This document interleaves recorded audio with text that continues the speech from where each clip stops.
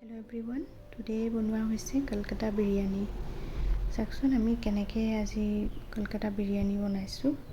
প্ৰথমতে গোটা মছলাখিনি পানীত ঢালি দিছোঁ, নিমখ দিছোঁ, সোৱাদ অনুসাৰে তেল দি দিছোঁ আৰু তাতে চাউলখিনি ঢালি দিছোঁ। দি পেলাই এয়া লৰাই ধুনীয়াকৈ বইল হ'বলৈ দিছোঁ। এয়া বইল হৈ গৈছে।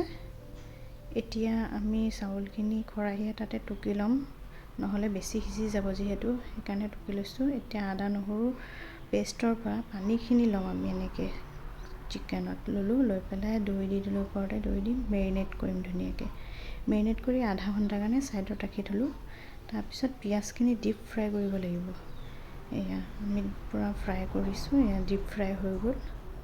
হৈ যোৱাৰ পিছত মেৰিনেট কৰা চিকেনখিনি এয়া cumin, coriander, black pepper, red chilli powder, turmeric powder, ginger আৰু গাৰ্লিকৰ পানীখিনি, তাৰপিছত বিৰিয়ানী মছলা দিছোঁ, কুকিং অইল দিছোঁ, দি পেলাই এয়া আকৌ অকণমান নিমখ দি দিছোঁ, কাশ্মীৰী ৰেড চিলি পাউডাৰটো দিছোঁ, দি পেলাই এয়া তুলি দিলোঁ।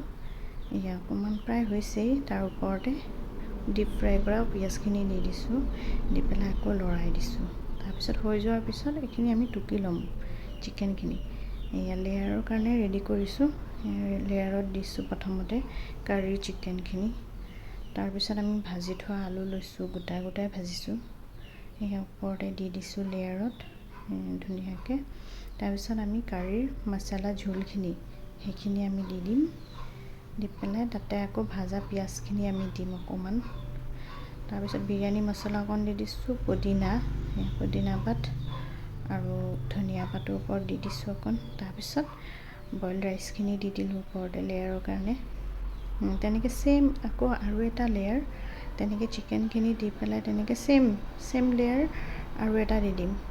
চাওকচোন ঝোলখিনি দি আলুখিনি দিছোঁ, দি পিঁয়াজ দিছোঁ ভাজা, ধনিয়া পাত, পুদিনা এনেকৈ দি দিছোঁ, দি পেলাই আকৌ চাউলখিনি মানে ভাতখিনি দি দিছোঁ।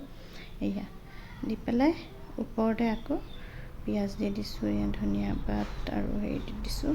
এয়া আৰু এই তেলখিনি যে আমি চিকেন কাৰীৰ পৰা টুকি লোৱা তেল হয়, ওপৰৰ পৰা ৰাউণ্ডকৈ দি বিৰিয়ানী মছলা দি গ্ৰীণ চিলি দি দিছোঁ। এয়া মাজে মাজে ভৰাই দিছোঁ। এতিয়া আধা ঘণ্টাৰ কাৰণে হৈ গৈছে, প্ৰায় হৈয়ে গৈছে। এয়া আধা ঘণ্টাৰ পিছত চাওকচোন, এয়া ফাইনেল লুকটো কি ধুনীয়া লাগিছে, দেখিছেনে? খাবলৈ বহুত টেষ্টি হৈছে, আপোনালোকে বনাই খাব।